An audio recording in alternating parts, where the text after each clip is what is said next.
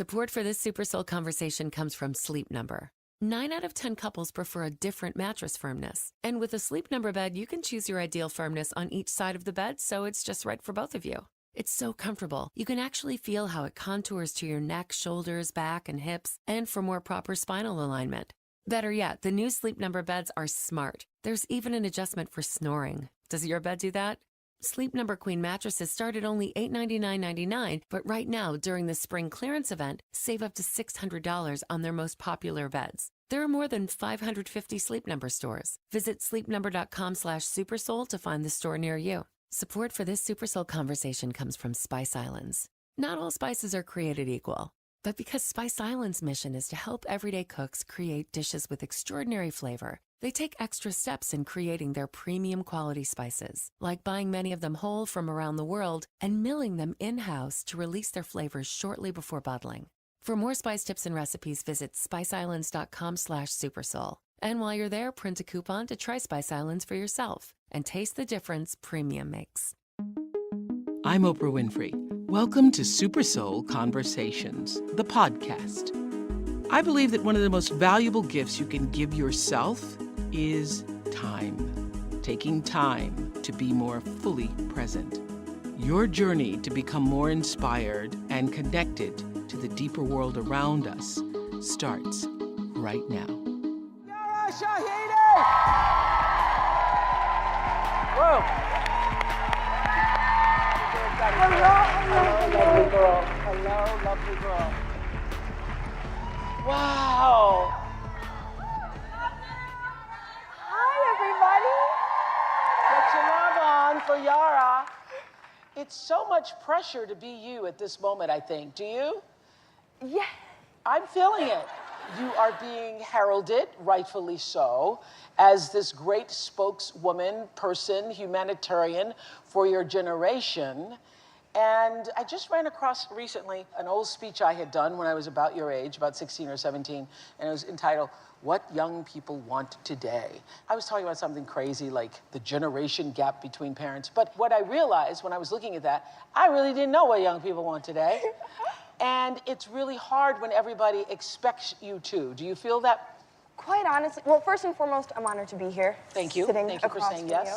But, of course. But quite honestly, I have to say I haven't had to feel too much pressure because I've been so fortunate to have support not only from my family, but from the world around me for being authentically myself. And so I've had the great fortune of not having to perpetuate a facade for the sake of love or support. Every little thing you say sounds like a tweetable moment. Well, do you recognize how incredible that is, that you get to be a true, I say this to my daughters from South Africa, they literally are the born free generation, born after Nelson Mandela was elected president, but to be born free, not just physically free, but in heart and spirit, where you get to be, because my definition of freedom is that you get to wake up in the morning and decide for yourself what to do with the day. Mm-hmm. To be born free in your heart and your spirit, to never have to pretend to be anybody else other than yourself. It is surreal to even think about, and I do have to say, I mean, just being able to benefit from the work of previous generations is something that I do not take for granted. I come from a family of humanitarians. I mean, you mentioning Nelson Mandela. Nelson Mandela was freed from prison, I think February 11th.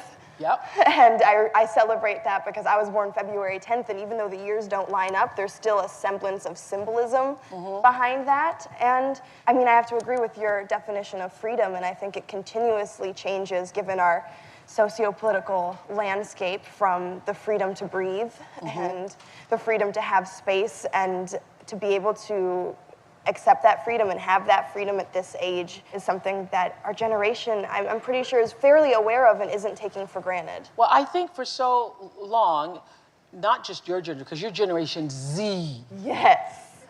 I don't even know who the Ys are. But a lot of people get lumped in with millennials, but you clearly are not. You're Generation Z.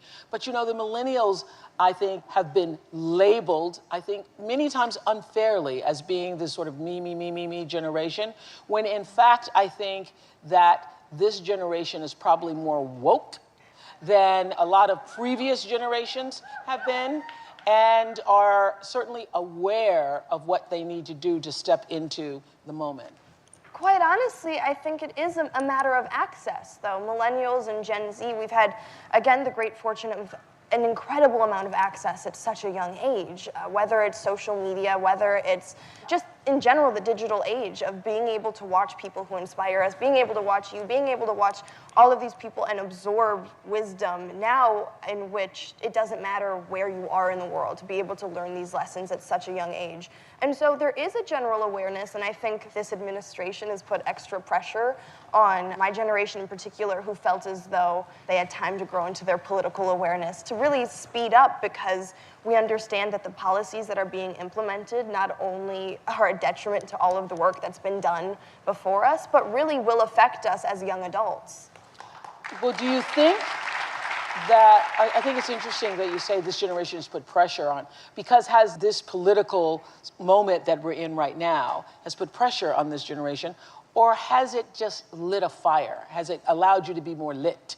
Definitely. I love that. May I say?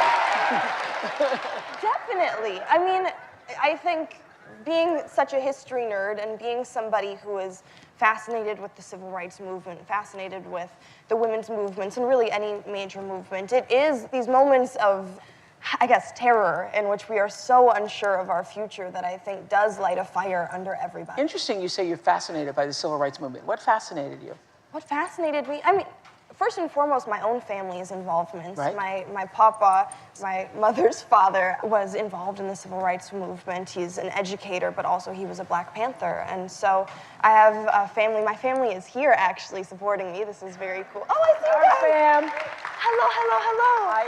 But, I mean, I think part of it is coming from a family who was able to thrive, but really made a commitment to the society around them too, which has made me so interested, but also just the parallels between the work that was done in the 60s and my being able to exist now. Well, you know, it's always so fascinating to me is how young they were. When I think about those freedom riders. John Lewis was 19 Was when he 19, and you know, the year I ended the Oprah show, I had all of the remaining living, because of course I couldn't have the dead ones on, but I had the living freedom riders on the show, and what a stunning thing to know how young they were and how committed they were and how they were willing to stand up for justice, knowing that they might not even live through it. Yes. Yeah, it's quite honestly incredible, and I think seeing or really reading about our history puts into context this political moment for our generation, realizing that age has never been the limit in terms of social activity, and being able to look back at the civil rights movement, for example,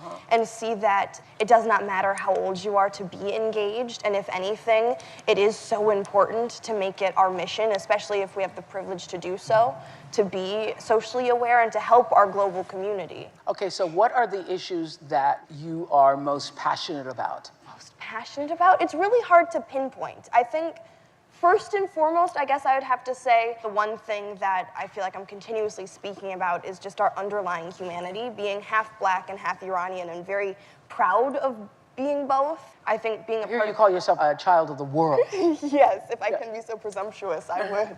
But it gave me an appreciation for the world around me, but just how similar culture is at its core.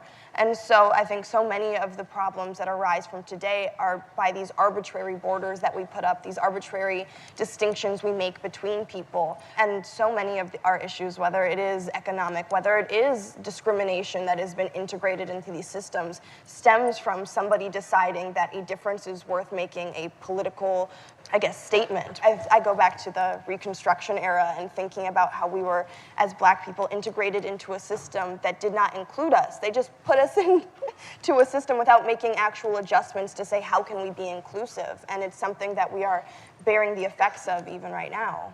That's so brilliant that you actually even understand that. More Super Soul coming your way in just a moment. Support for today's Super Soul conversation comes from So Delicious Organic Almond Milk with Cashew.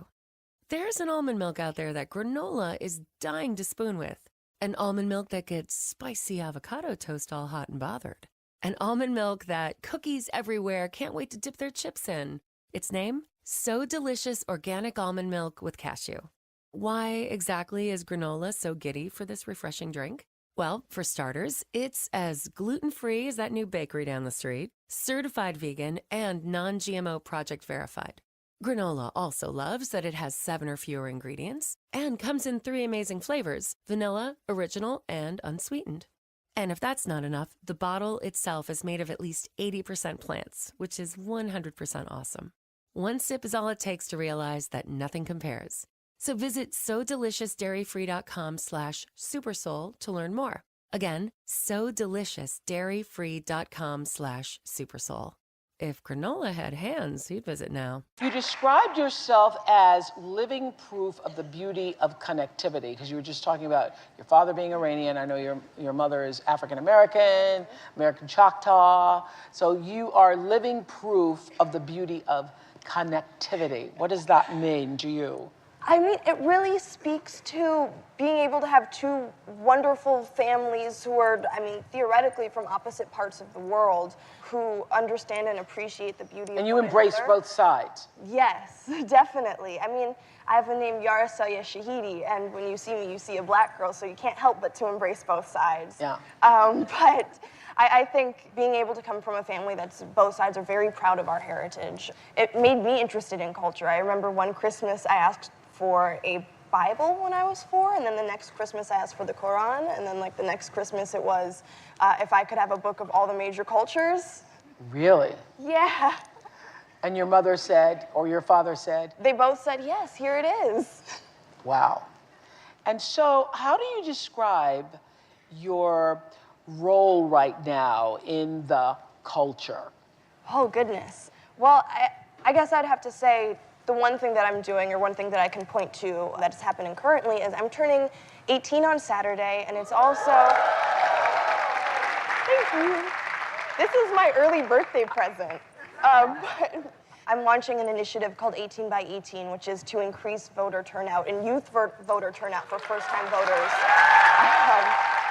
for midterms. Yes. And I think being blessed enough to be on a show like Blackish, being on shows like Grownish, and to be able to work with people who I align with more than creatively, but politically and philanthropically, it has given me such a lovely platform to then say I have these opportunities to speak about what's affecting our generation. I have these opportunities to speak about what's affecting our world. And so now trying to turn that into quantifiable action with this initiative and impress upon everyone that midterms are such an important moment for us to reclaim our government. I was just thinking, when I was 17,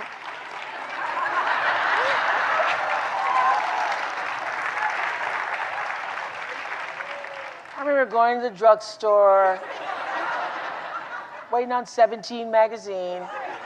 I don't think I ever knew the word quantifiable action at 17. Well, happy birthday early. Let's all say happy birthday to you. Oh, Yara.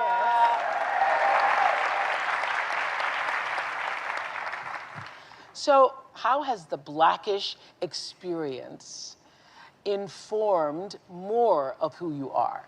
I know it's not who you are. Right, but it has played such an integral part in who I am because I signed on to Blackish, I was 13, turning 14, and it was the first place in which I was in an environment of people who really wanted to continue conversation. So many times I have fellow actors, fellow peers who aren't as supported by production, by writers, to have politically aware conversations. And so to be able to be on a show in which that is our core goal really allowed us to have so many more conversations at such a young age, in which we were talking about our Hope episode in which we discussed police brutality, and they want to know how we feel as actors. So more than just how our characters feel, how do we feel? And so each episode brought with it a new conversation, and more importantly, I think it translated because then when I stepped off of set, more people wanted to continue the conversations that Blackish started. And so it allowed me to go from there and just pick up where Blackish left off.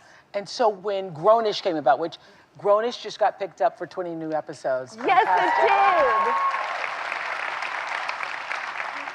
When Grownish came up, were you really excited, or were you thinking this is going to interfere with my school plans?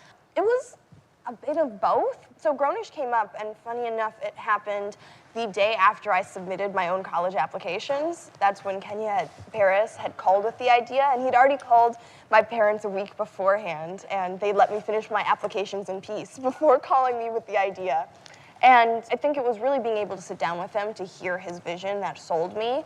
And to have a creator of the show that is as dedicated to your education as you are is something that I'm very fortunate to have. And so they understand, everybody from writers to production understand how much I value my education, and we're doing our best to figure out how we want to make it work. But I feel pretty lucky to be able to make a commitment to a school and to be able to make a commitment to a show. And going to do my best to figure them all out. I just believe you will. Thank you. I have no doubt. You've said it, so now it's going to happen. I know it's going to happen. Are you thinking about postponing, though, now? Because you've gotten picked up for 20 seasons. So you're thinking about 20 episodes, 20 seasons. You might not want to do that. Okay. You've gotten picked up for 20 more episodes. Does that mean you have to think about postponing, delaying college even more now? Can't really give you anything definitive, but we are trying to figure it out, because the end goal is to make sure that I'm not being mediocre in both my job and my school. And so that is what we are keeping in mind when proceeding with the 20 episodes in mind. Yeah. Is it as fun as it looks doing it? It really is. I have the best cast. Walking off of Blackish, it was a nerve-wracking moment. I mean, I'm not gone from Blackish, but leaving a set that I've been on for 4 years with a cast that we... It's like family, right? Yeah, it's like and another so form of family. I was stepping away from that only to walk 3 yards away to the next stage, but nonetheless, it was pretty scary. And right away, I mean, pretty immediately, everyone in the cast became friends, and we've had a group chat from the first moment that we met each other, like the very first table read of the first episode, and it hasn't stopped since. And so we've all actually become friends, and it's made the experience just 10 times better. I think that's so great for you. I remember reading somewhere that you had told Forbes magazine that your greatest accomplishment so far is that you've been able to shift the perception of what is deemed possible. Yep, that's what you said. Did you say it? I hope I did. Okay, that's a quote. Deemed possible within your generation of actors and entertainers. So do you see your generation becoming the change makers in Hollywood? I know you can't speak for all of them, but... I think, if anything, we are assuming the roles that have been set for us, because this is not a new concept, seeing whether it's the iconic Sidney Poitier or Harry Belafonte or Dorothy Dandridge. There are so many amazing, iconic entertainers, you, for example, who have really shifted perception. And so, if anything, I see my generation beginning to embrace that and embracing it as soon as possible and finding our own ways that are true to ourselves to figure out how we want to expand, because our goal is not to take on the same role, but figure out where we have our strengths. More Super Soul coming your way in just a moment. Look for more extended Super Soul conversations from Jordan Peele, Salma Hayek Pinault, Trevor Noah, Stephen Colbert, Yara Shahidi, Jimmy Kimmel, and Lin-Manuel Miranda, all month long on Apple Podcasts. Support for this Super Soul conversation comes from SAS Footwear. Are you frustrated that the shoes in your closet make your feet hurt all day? At SAS Footwear, they understand how difficult it is to find stylish shoes that are comfortable. That's why for over 40 years, they've been making, fitting, and selling footwear that won't let your feet end the day before you are ready. Plus, if you've ever had trouble fitting into that cute pair, SAS has fashionable designs in a range of sizes and widths to fit any foot. Right now, you can go online to www.sasfootwear.com. That's www.sasfootwear.com and enter code SuperSoul at checkout for free shipping on your first order. Or check out their helpful store locator and pop into any of the hundreds of SAS locations across the country. Tell them Oprah's Super Soul Conversation sent you and get $10 off your first purchase. Follow at SAS Shoemakers on Instagram to see the newest styles from SAS, where style feels good. Does the current movement, particularly of women in Hollywood and the Me Too movement and women standing up for themselves and speaking up and telling their stories, how has that impacted you? Well, again, I have to go back to my family, because this entire industry moment has been a family affair from the beginning. My mother's a commercial actress, my Bubba is a DP director, but more than that, they've always been there for me on set.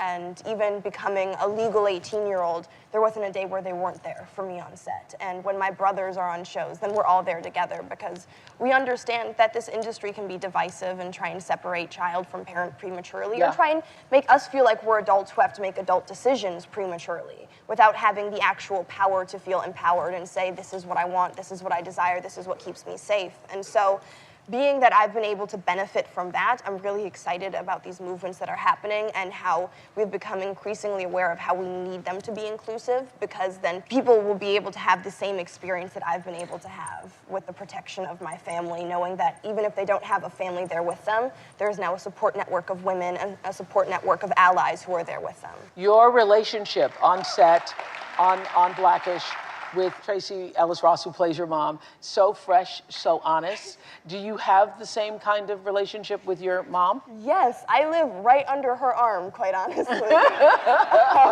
She is right there, but yeah, I think that's what's made me so close to my family. Family has always been first, and my parents have always been so extremely honest with me. Of course, there are certain things where, depending on my age, they're not going to tell me everything, but when it's time, when they feel like I have the awareness or maturity to know something, then they've been very honest from the get-go. And so we're able to have those conversations that usually aren't seen between teenagers and their parents. And so rather than using these moments of adolescence to turn into Holden Caulfield from Catcher in the Rye, I've decided to go the opposite way.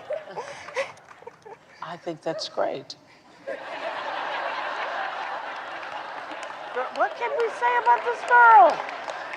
You know, Rainn Wilson told me once that there's no difference between art and prayer. I never forgot that interview.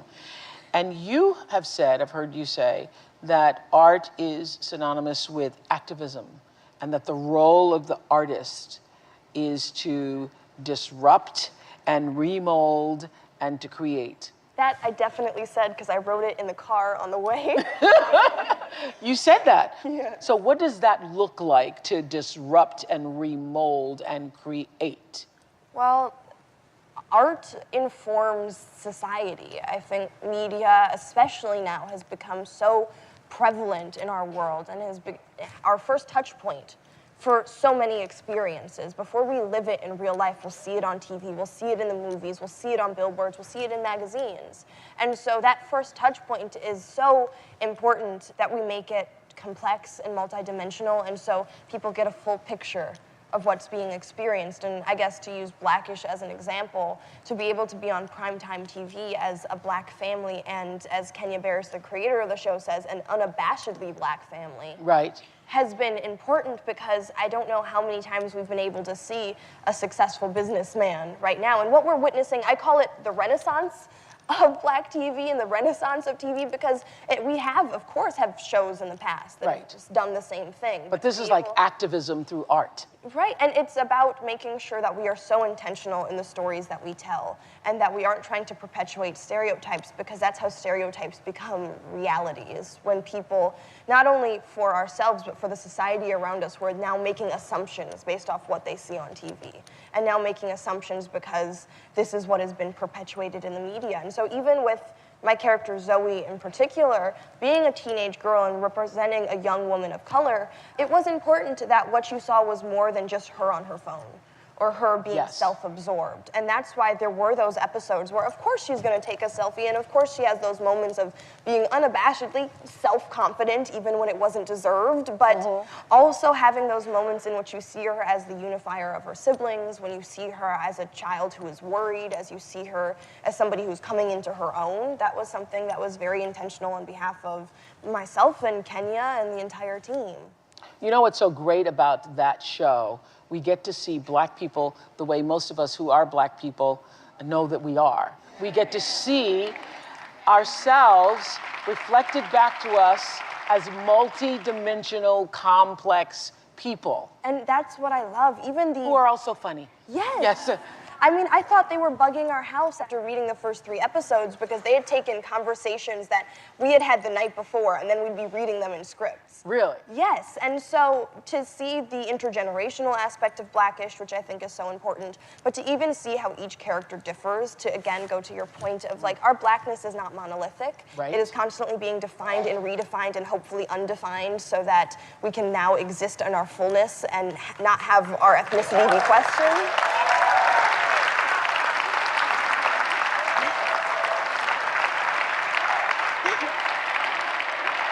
Quantifiable action here. Oh, wow. Okay, so when you have all of this going for you, first of all, your parents have done an incredible job. Incredible job.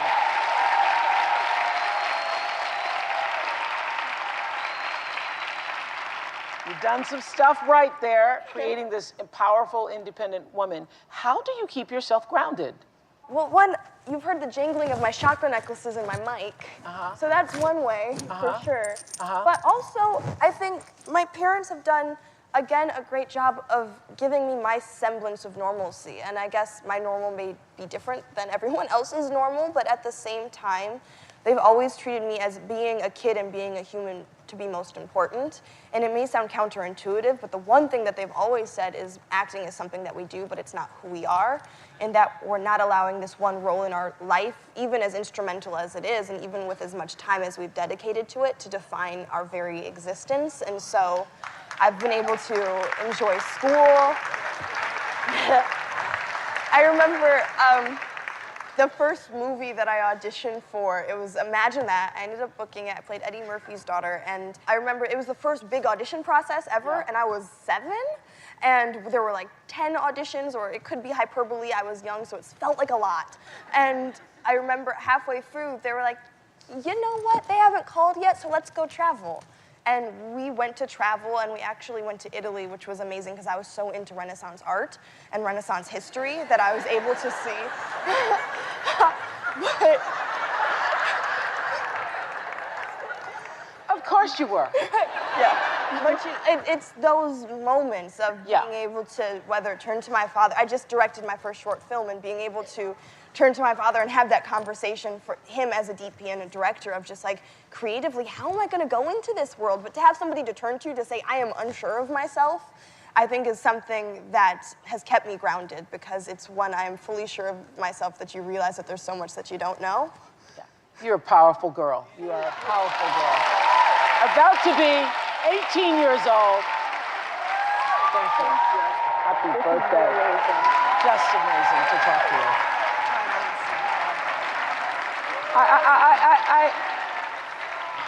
I just want to say something.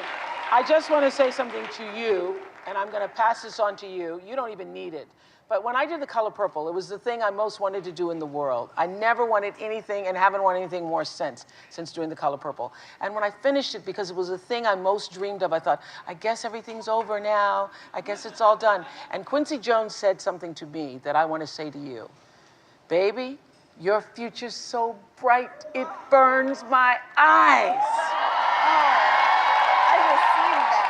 Thank you. Your future's so bright, it burns my eyes. Really, really, really, really, really, really, really, really. What a wonder girl you are. Wow. Thank you. Yara Shahidi! I'm Oprah Winfrey, and you've been listening to SuperSoul Conversations, the podcast. You can follow SuperSoul on Instagram, Twitter, and Facebook. If you haven't yet, go to Apple Podcasts and subscribe, rate, and review this podcast. Join me next week for another SuperSoul Conversation. Thank you for listening.